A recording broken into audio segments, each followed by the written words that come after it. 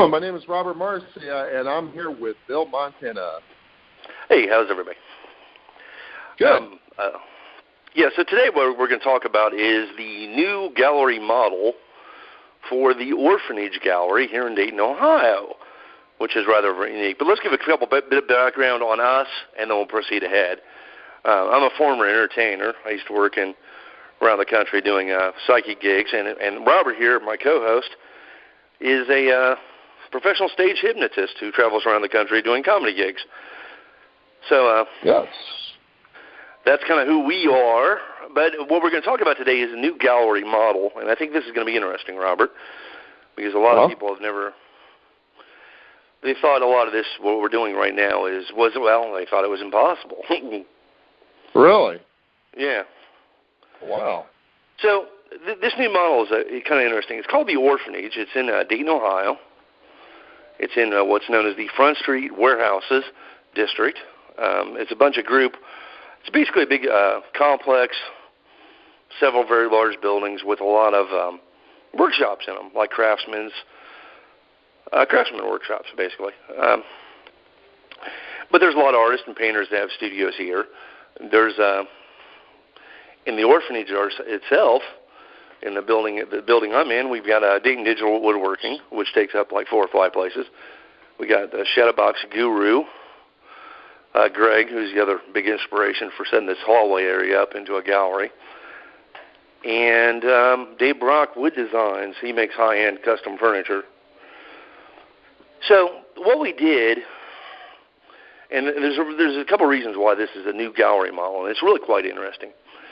One, we converted our very large hallway into a gallery space. Okay? We got a big 4 by 8 foot sign out front on printed aluminum. Looks great. Some of this you'll be seeing pictures of when I post the video portion of this up. But I'll give you an idea how big the place is. Our hallway, our front entrance area hallway, is 9 foot wide and about 20-some feet long, 30 feet long, and we have 14-foot ceilings. That's just our front 2 walls. Now we have a section that's there's a staircase that goes downstairs, and then there's I'll explain downstairs in a moment. There's a second section that's 9 by 20 feet, 9 foot wide, 20 foot long. It has 14-foot high ceilings too. We're actually on the ground floor on this half of the building. The other half of the building, we're actually on the second floor. It's a little odd, right? We have a big garage door we can open up and drive right in, but we're actually on the second floor. There's a stairway that goes down. That's why if you hear me mention the stairway, it actually goes down into the basement, but we're actually on the second floor. This building, this Front Street complex, used to be the Free Frank Envelope Company for the United States government. So they produced a lot of envelopes here. But out front used to be a canal. So it was filled in, and then now we're on the second floor. Makes sense? This is all like 1920s, 1930s. This building, the reason they got its name, the Orphanage, was another interesting story. This particular floor of this building was the daycare center for the employees who worked at the Free Frank Envelope Company. Huh. It was, 100 years ago or so, 80 years ago anyway. So what we did is we went through and basically remodeled the entire hallway. When I moved in here in 2006 from my artist studio, it was kind of bad. I mean, the walls were plywood, chicken wire, made out of whatever you can find. Now they're all drywall and looking pretty good. It used to be so bad in here we'd play golf. We'd use this as an indoor driving range because you couldn't hurt the walls. You know what I'm saying? Even if you had another 50 or 60 balls, it wouldn't matter. Nobody cared. You know what I mean?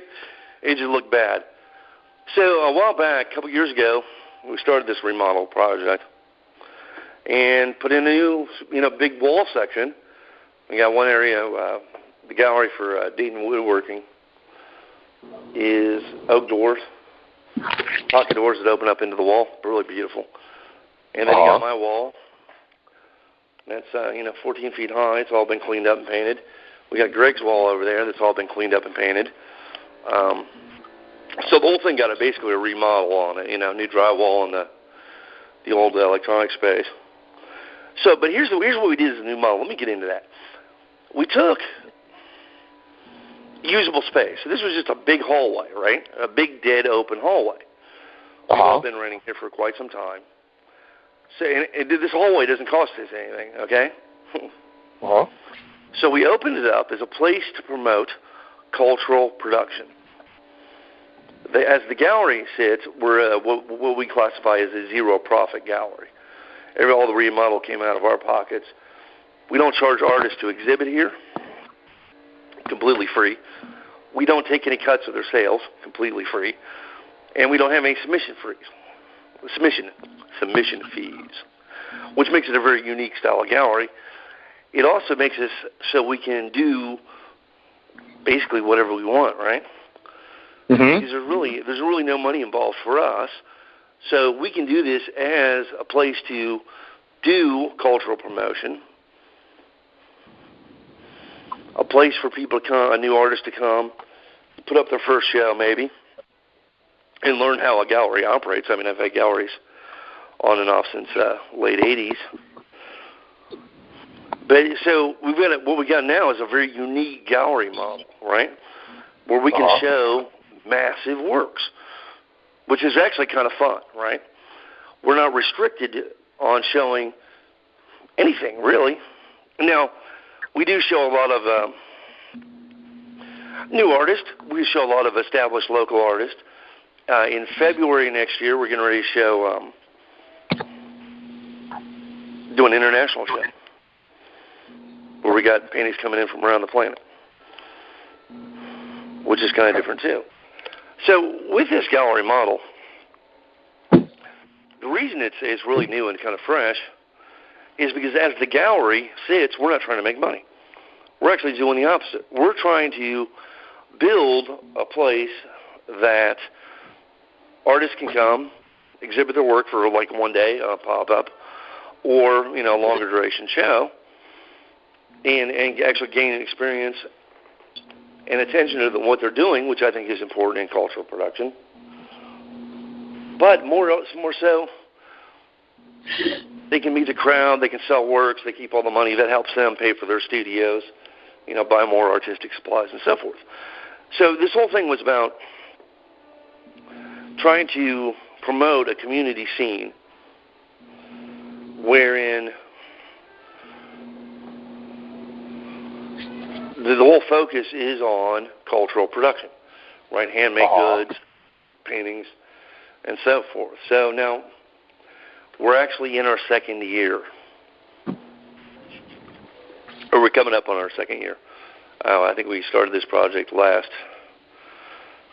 November or something. So we're coming up. We're about a year old. We've done about 15 shows so far, including the one-day shows.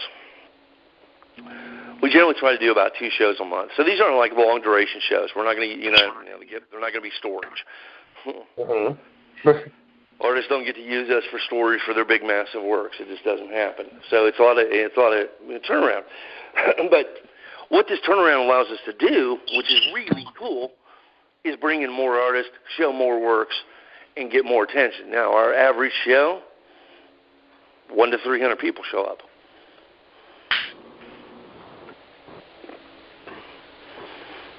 On opening night. That's pretty good. You know what I'm saying? And there's been some work sold in the several $100 range, multiple times. We didn't get a dime of it. It all goes straight to the artist.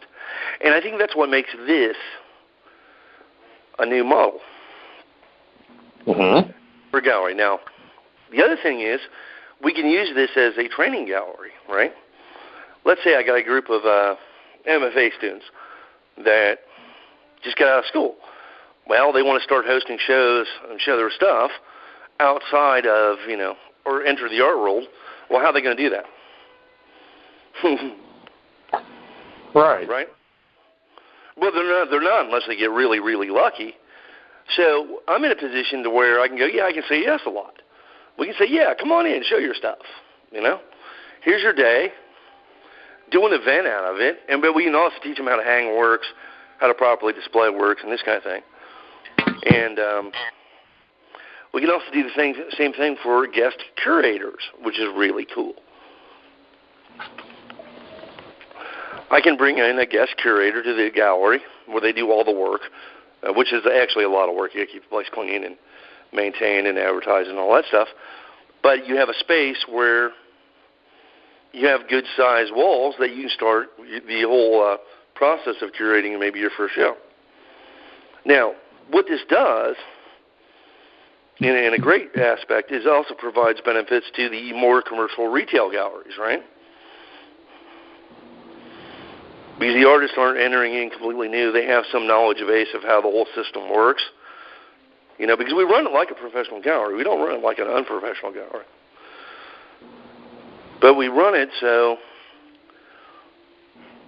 it benefits the artist, not necessarily the gallery. A lot of galleries, they're great, but, when a new artist goes in, they take half right off the top. You see what I'm saying?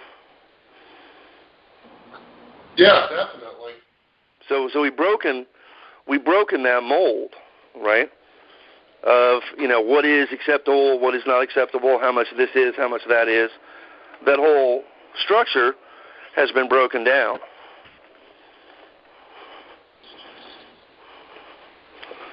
And it's no longer just a hardcore industrial district with a bunch of manufacturing in it.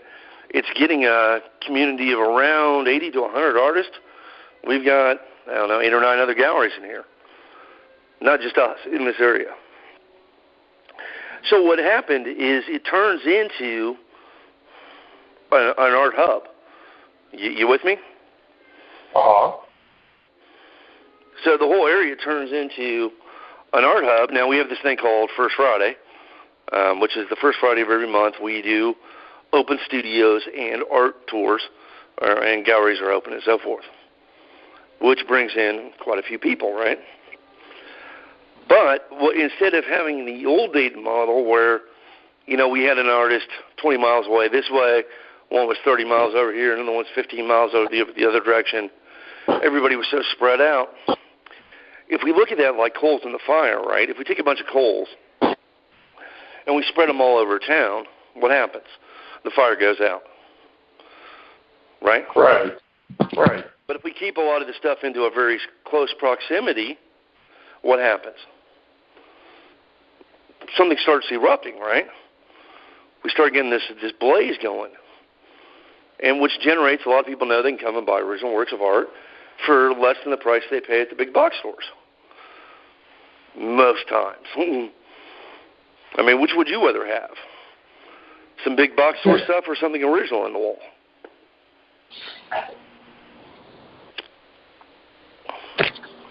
Yeah. Okay, so let me give you, just real quick, because I just want to do like a little teaser thing on this. Some of the stuff that we've already done. Okay? You'll see that on the screen as it comes up. Those are past shows. We got 2 shows coming. First one I want to talk about is the Hardcore Abstraction Show. That's in February of 2019. Yes, and this is what, September? Yes. Yeah, we're already booked through February. Wow. That's pretty impressive, isn't it? Yeah, I've been booked through February for a couple months now. So we can tell you pretty much what's going to go on and when. The next show is sold out, but we'll get into that in a minute.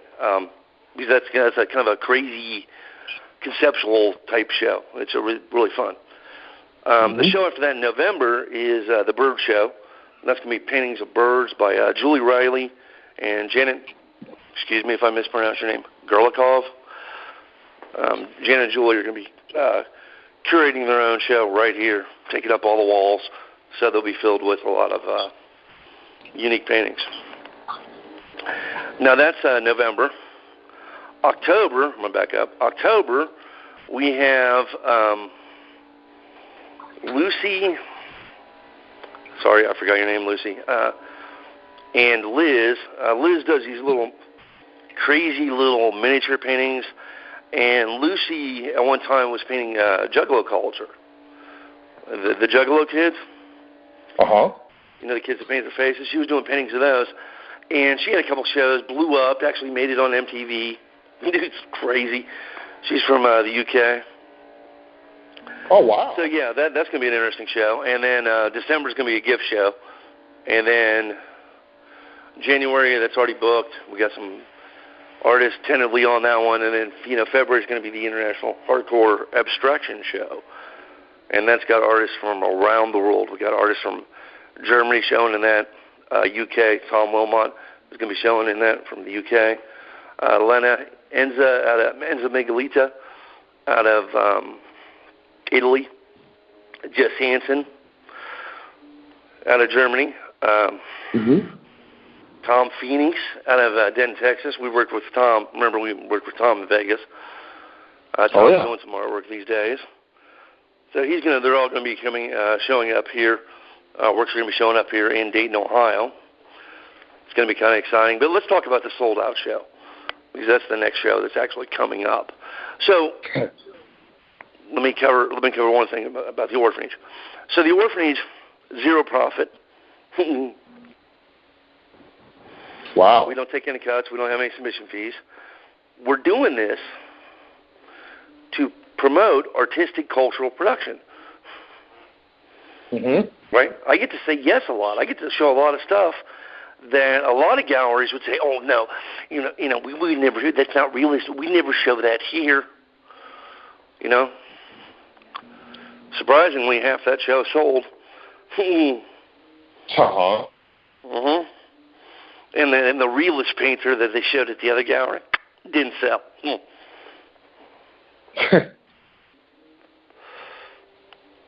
Wow. Did some of that. Oh, that's unbelievable.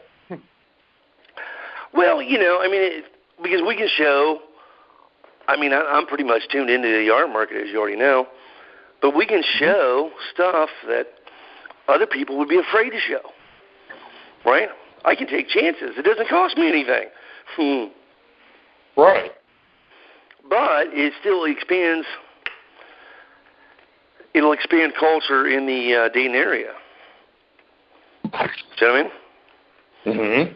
Because I can expose people to reductive painting. I can expose people to some of the newer abstract and contemporary art that's coming down, right?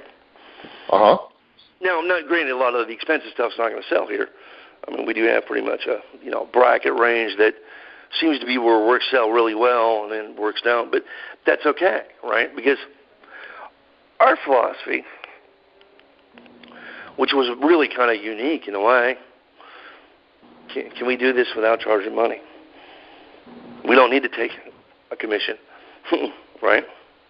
We don't need to do any of that. But as a gallery model, it can be repeated across the country. It can be repeated across the planet. If let's say you're in a building, you're an artist, you're in an industrial building, you got 4 or 5 guys around you, right?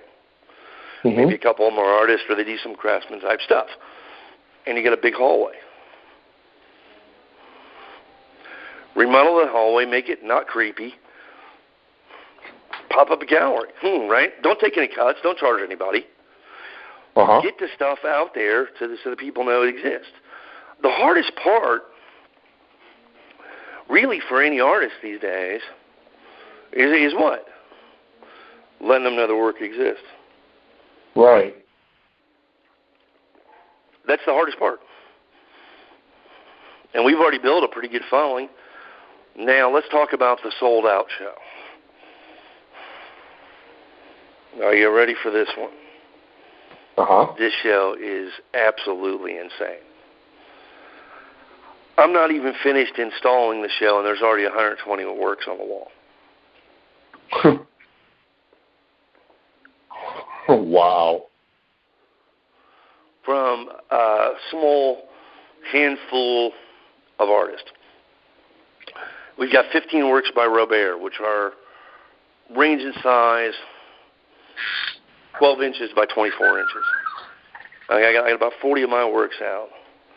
We got works by the great Darren Haper. They're 6 by, I think, what are they? Hang on, I wrote some of this down so I don't know.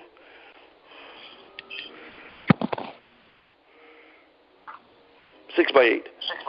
Darren Haper, they're paint graphite and other materials on UPO.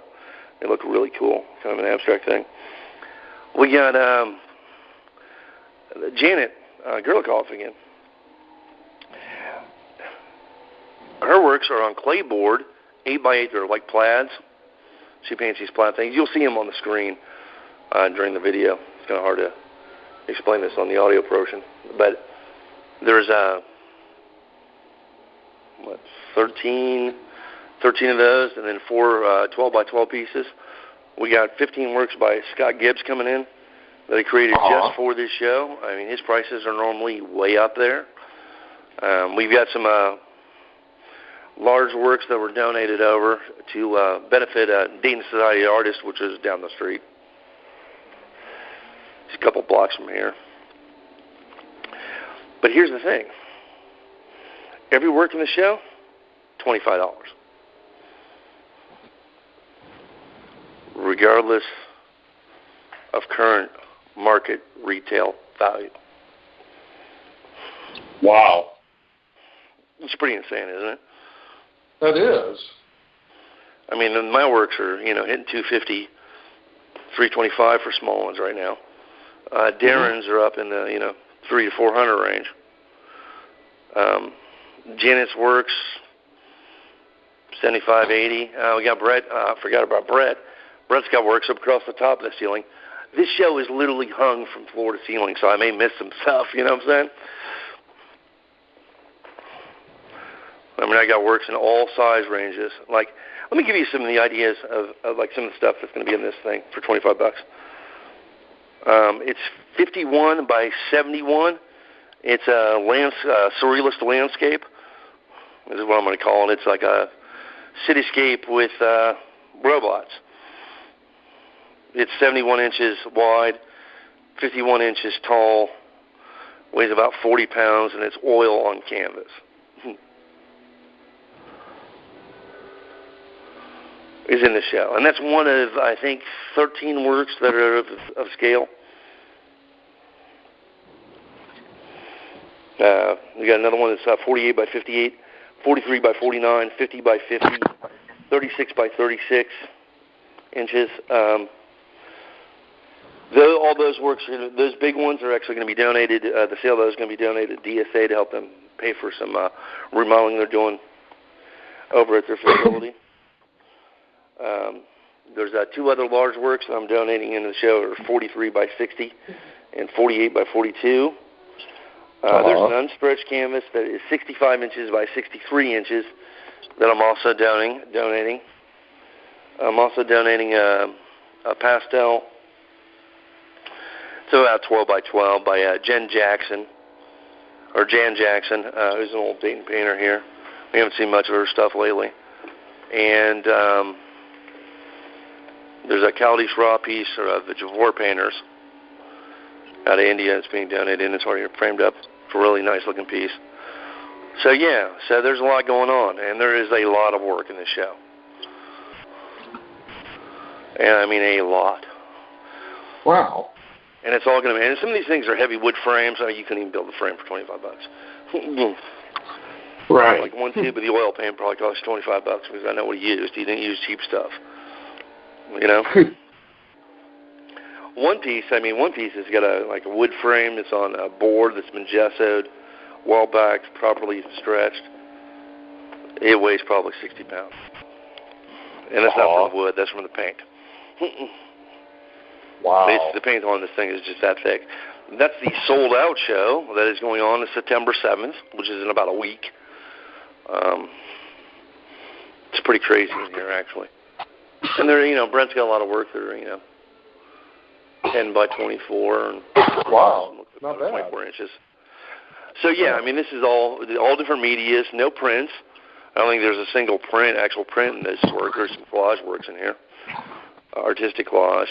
Well, there is a piece of mine on the wall from the Studio Imaginary Friends series, the Studio Bibliography of Imaginary Friends, which are actually unique sublimation prints on metal. But yeah, so this show is going to be just quite off the hook, actually.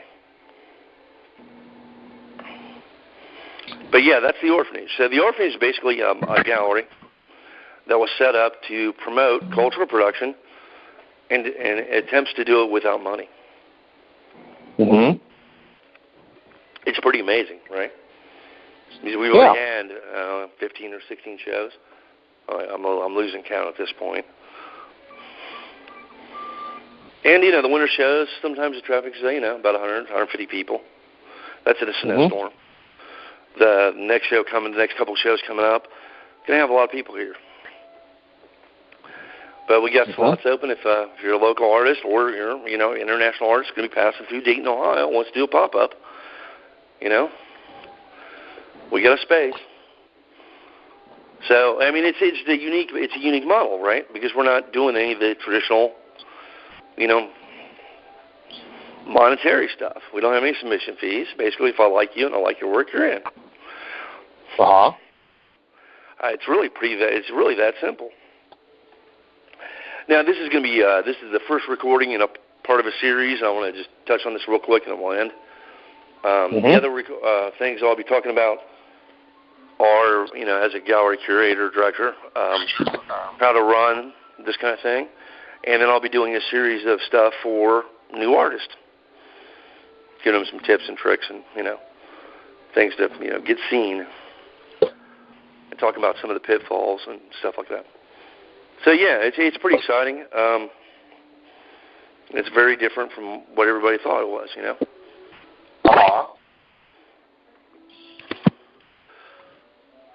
So we'll see. About a year old so far, so we're in the first year. That's not bad. Yeah. Well, that's pretty cool. I figured that, I'd ask you a quick question before you do get a gallery with this particular question, but I'm sure that on everybody's mind we have that they're probably asking us like, well, there's obviously bills to pay, electricity, that sort of thing. There's got to be profit at some point, right? Well, no, not really, because I rent my space, right? Mm-hmm. My studio space that I got over in the corner here. Greg has his space. Paul has his space. Our spaces are profitable. It's just the common area in the hallway we converted over to a gallery. So we don't, it's a hallway. They're not going to do anything with the hallway. They're going to put another space in the hallway. You can't put anything in the hallway. Yeah. So it's a great thing to do if you're in a position to where you can just transform it over for a place to promote cultural production.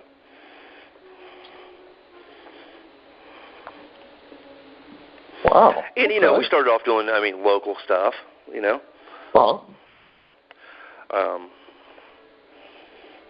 And, some of the stuff, it sells for pretty good prices. There's no gallery markup. Right? Right. The artists don't have to mark it up on top of, what it should be for the gallery price. So this is not bad, or they can leave it at gallery price, either way.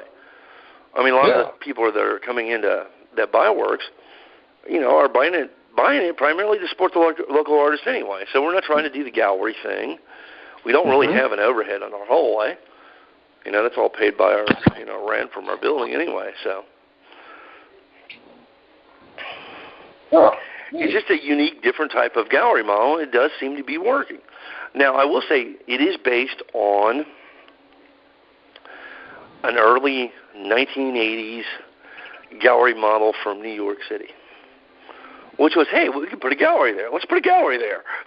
Boom. Gallery goes in. You know what I'm saying? Kind of like Keith Haring's pop-up shop. But bam, there it is. Right. Actually, one of the guys that's in the Sold Out show actually made a brush in Paris for Keith Haring. Crazy. For an exhibit he was doing, he didn't know how to make this really big brush, and the other guy knew how to do it. So Yeah. So I mean, we got a lot going on. It's a lot of different stuff. It constantly changes, from week to week. I mean, I think, longest show we had up to like 30 days.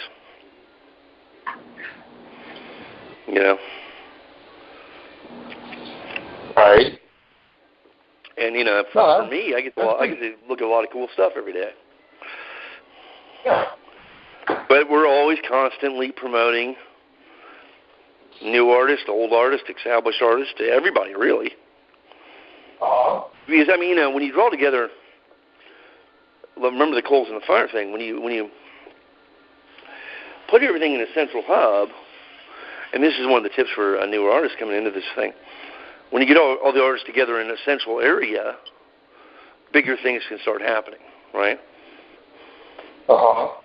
Because, I mean, you buy some art from time to time. You would rather go to a place where you see 10 or 15 artists' work as opposed to just traveling to a special show to see one artist's work, right? Not knowing if you don't know any of the artists, So it's a good way to introduce the people to different types of work from around the planet. And this gallery is actually picking up an international reputation. It's pretty crazy. You know what I'm saying? Yeah, definitely. Pretty crazy. But yeah, that's about all I got for this one. I just wanted to do a quick audio thing and I'll throw up some visuals so you can see some of the production shots. And some of the shows that have already happened and are no more, and some of the shows, and some of it's setup shots where we're actually setting up, shows. You'll see our big ladder. I got accused. I'll tell you a couple of quick stories before you end. Okay. I got accused one time of not being a professional gallery.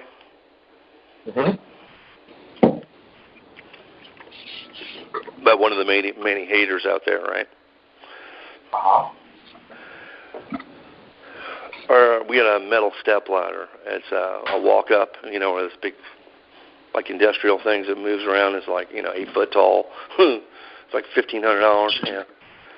Right. People don't have that kind of stuff to hang art. But we because she was offended that we didn't charge a gallery cut. But she's an artist. Insane. It's completely insane. And those are the kind. Oh yeah, and the other one with the sold out show, all the works for $25. Everybody's like, "Why are you selling works for that?" Well, one, as a group, we can promote cultural production. Two, we can bring in new collectors to the market that may not be able to afford, some of the works from these other artists or myself. We can pick up some new collectors. Of art, just in general, not just necessarily just art stuff, but in general. And we can increase, art on people's walls. Right. Yeah, definitely. I mean, this painting I'm looking at right now. Which one is that? Let me look at my list here. Yeah. It's 71 inches wide, 51 inches long, or 51 inches tall, 71 inches long. It's gonna be $25. Wow. They're painting the sticker on the back of it. The artist was asking $5,000. It doesn't matter, right? There at some point, the amount something sells for doesn't really matter. What matters is having the work out there in the public. As an artist, right? I mean, Janet's pieces, they cost, probably $25 a piece to make. You know what I'm saying? Yeah. They accused me early on, and somebody accused me, oh, yeah, that's just going to be a bunch of crappy little works, and they're good. Yeah, you can afford the oil on some of these paintings. You know what I'm saying? Oh, yeah. That's what I'm saying. Sure. They were yelling at me, saying, that doesn't make any sense. Why would you do that? Yeah. Well, why are you being an idiot?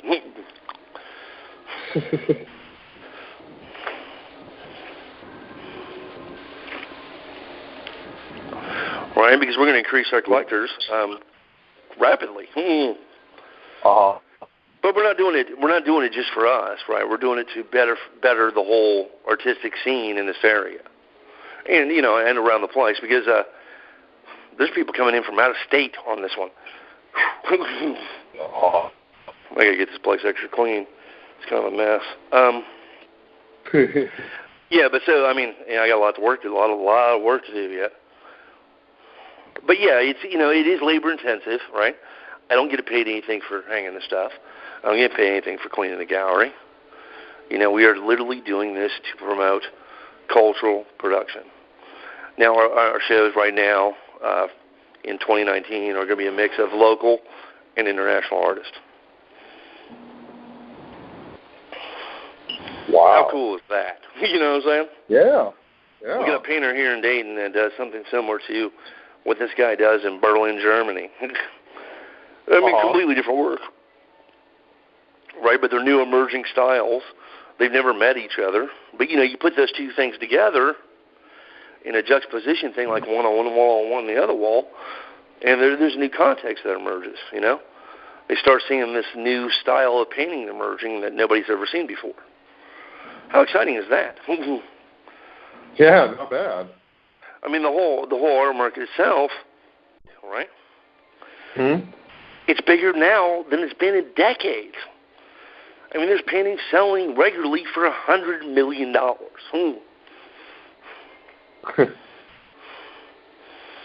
I mean, there's paintings that sell all the time in $1 million.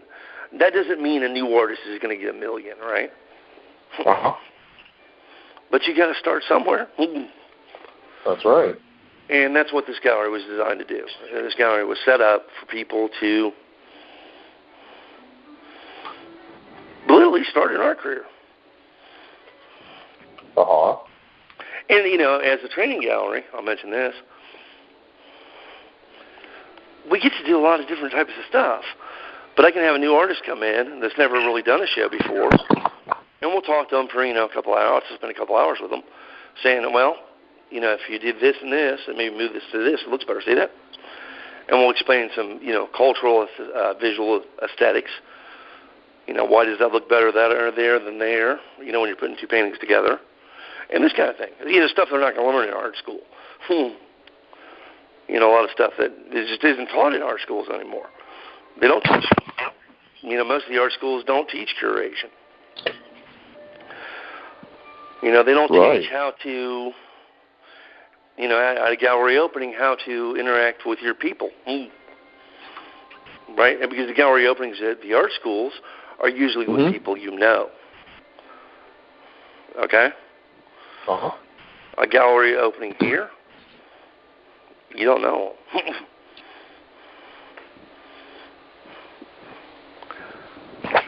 They are strangers to you. You don't know them. You know what I'm saying? So it gives you that experience that you're not going to find elsewhere. Oh, it's a cool example. It's what seems to be work. It's a lot of fun.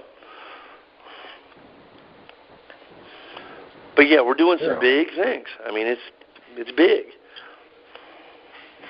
Yeah. Granted, we've had a couple artists get this one, right? They said they wanted to show. Okay? Mm-hmm. I give them a show. Then they cancel on me. Who? I don't take a cut.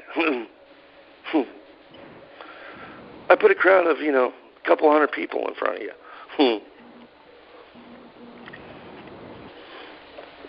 And they cancel? Really? Interesting. Yeah. That's a big no-no. Kind of be thinking they're not destined for the art world, Uh-huh.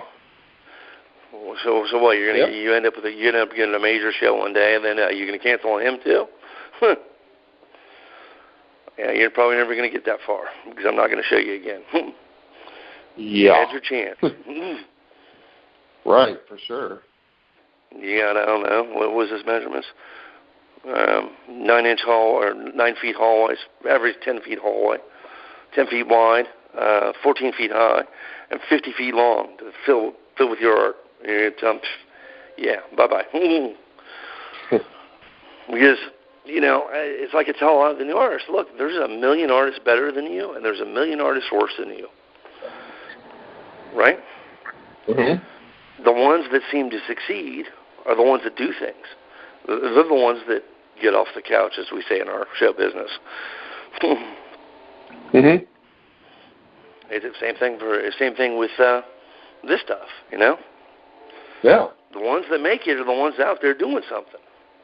Mm-hmm. I don't know if it has anything to do with skill at this point. Is the image good? Yeah. Is some of the bad work I've seen good? Yeah, in a way, in its own way, yeah. It's interesting, You can tell there's a person behind the work, which is kind of different. I mean, I'm very partial to abstract media and contemporary art. I'm not real partial to figurative and portraiture, but that's just my personal taste. Right. Now, I will say, even in landscapes, landscapes really don't get good until they're big. That's a tip for the landscape. We'll cover that later. A lot of the plein air stuff, if you take a plein air painting, a landscape painting,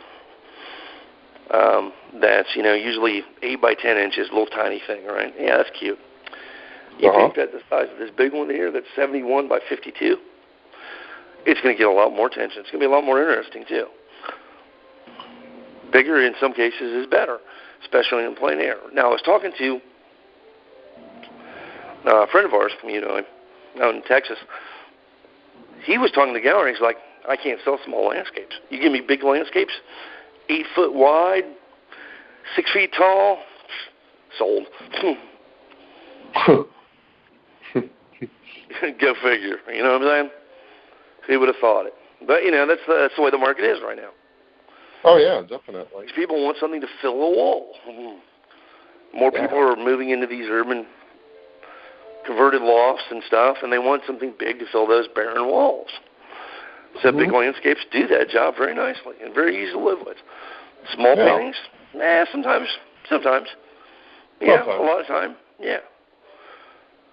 But so just real quick, I'm going to hit the schedule again. September, which is I think we're already in September, maybe it's late August. Sold out show, September 7th.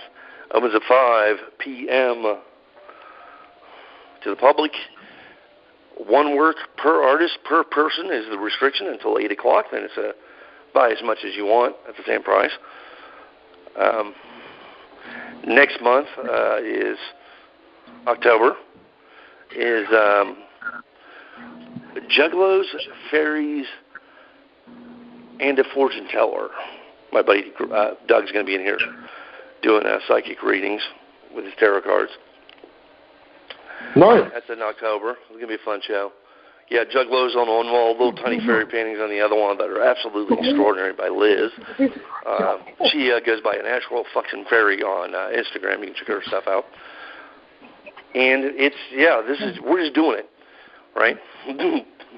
Yeah. I don't really know what to say because I'm so immersed in actually doing the work and getting it out there. I don't really know what to say about it, but I thought I needed to do something to let people know a little bit more information about what's going on here. And then February is the Hardcore Abstract Show.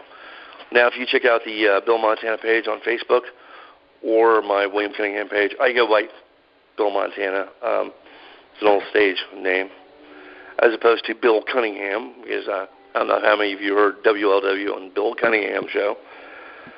Plus, there was 3 artists also named Bill Cunningham in the area, and a sculptor, and we all do similar stuff at one time. So I wanted to separate my stuff from their stuff, and the easiest way to do that was just to use the stage name. But that's it. All right. Perfect. All right, awesome. All right, so you got all the dates and everything, and everybody enjoy the show, and we will see you guys next time.